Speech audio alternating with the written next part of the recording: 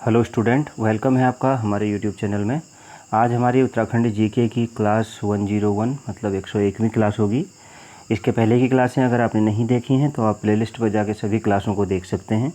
यह क्लास आगामी आने वाले ग्रुप सी एग्ज़ाम के लिए काफ़ी महत्वपूर्ण है। जितने भी ग्रुप सी एग्ज़ाम हैं उन एग्ज़ामों के लिए यह क्लासें काफ़ी महत्वपूर्ण हैं। आप अपनी तैयारी को परख सकते हैं इन क्वेश्चंस के माध्यम से। आपका क्या स्कोर रहा है इस क्लास में, कमेंट बॉक्स में ज़रूर बताइएगा।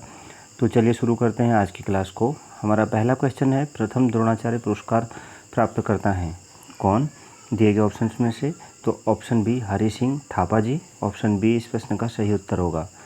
अगला प्रश्न है, किस शासक की मृत्यु मलेरिया के कारण हुई थी। तो ऑप्शन ए ललित शाह जी की हुई थी। अगला प्रश्न है, भुवन विख्यात की उपाधि किसे दी गई।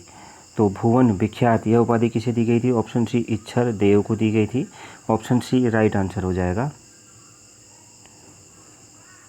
अगला प्रश्न देखते हैं। अगला प्रश्न है, निम्नलिखित में से किस स्थान का बासमती चावल देहरादूनी जिसे कहा जाता है सबसे अधिक प्रसिद्ध है। तो राइट आंसर हो जाएगा ऑप्शन ए सूर्याधार का, सूर्यधार भी कहते हैं। ऑप्शन ए इस प्रश्न का राइट आंसर होगा। अगला प्रश्न है, उत्तराखंड के किस जिले में धान का सर्वाधिक उत्पादन होता है। तो इस प्रश्न का सही उत्तर होगा ऑप्शन ए देहरादून में होता है। ऑप्शन ए राइट आंसर होगा।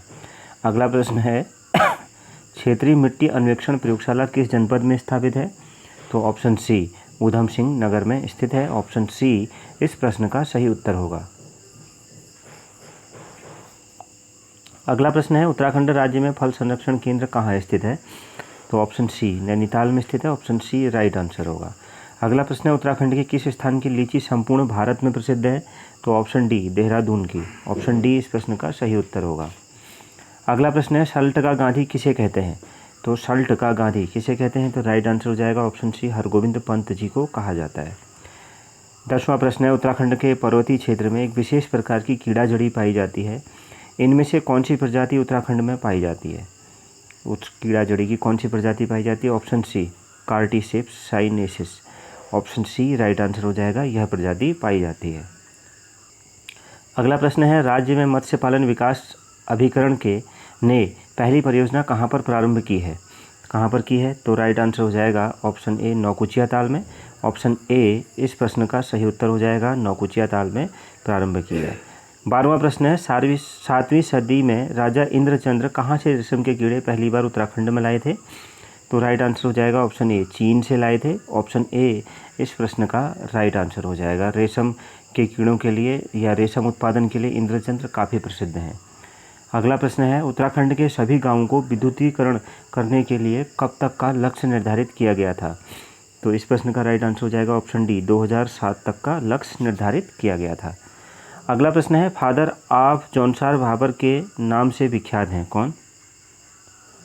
तो ऑप्शन बी भाव सिंह चौहान जी।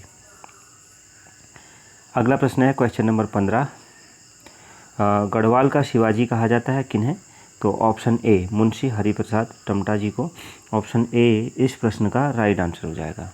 अगला प्रश्न है, कुमाऊं की राजनीति का कौटिल्य कहा जाता है किसे। तो ऑप्शन बी शिवदत्त जोशी जी को कहा जाता है।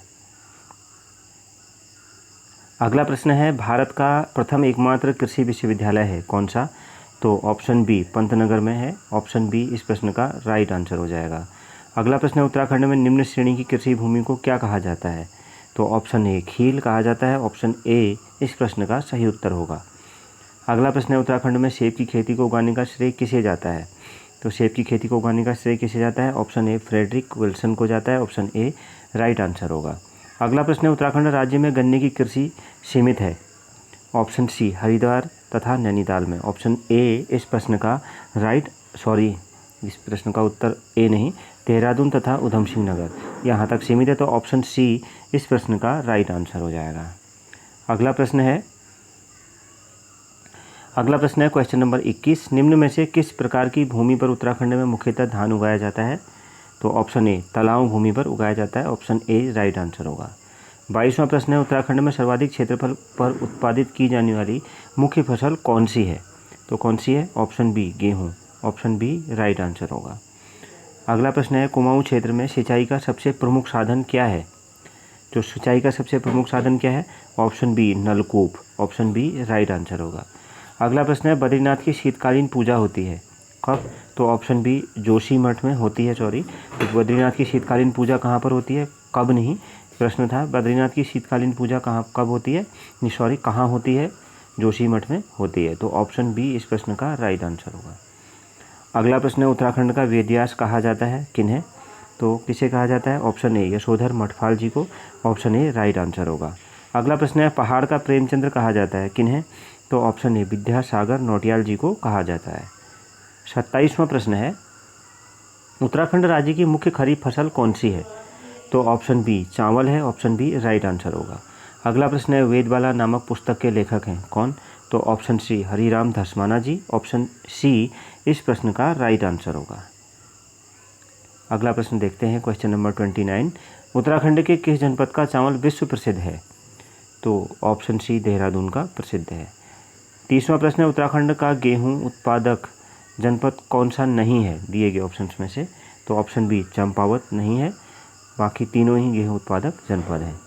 कला वेदों का शिरोमणि दाता किस शासक को कहा जाता है? तो ऑप्शन बी सुदर्शन शाह जी को कहा जाता है। ऑप्शन बी राइट आंसर होगा। और अगला प्रश्न देखते हैं, क्वेश्चन नंबर 32। गढ़वाल का हती मताई नाम से किसे जाना जाता है? तो ऑप्शन डी कुंवर सिंह नेगी जी को जाना जाता है। ऑप्शन डी राइट आंसर होगा। अगला प्रश्न देखते हैं। अगला प्रश्न है क्वेश्चन नंबर 33 और आज की क्लास का आखिरी प्रश्न। कौन सा त्यौहार महासू देवता का त्यौहार है जो कि महासू देवता के स्नान के अवसर पर भाद्र मास में मनाया जाता है? तो ऑप्शन बी जागड़ा नाम का त्यौहार इसका सही उत्तर होगा। तो ये थी हमारी आज की क्लास। आपका इस क्लास में क्या स्कोर रहा कमेंट बॉक्स में ज़रूर बताइएगा। मिलते हैं नेक्स्ट क्लास में। Thank you very much.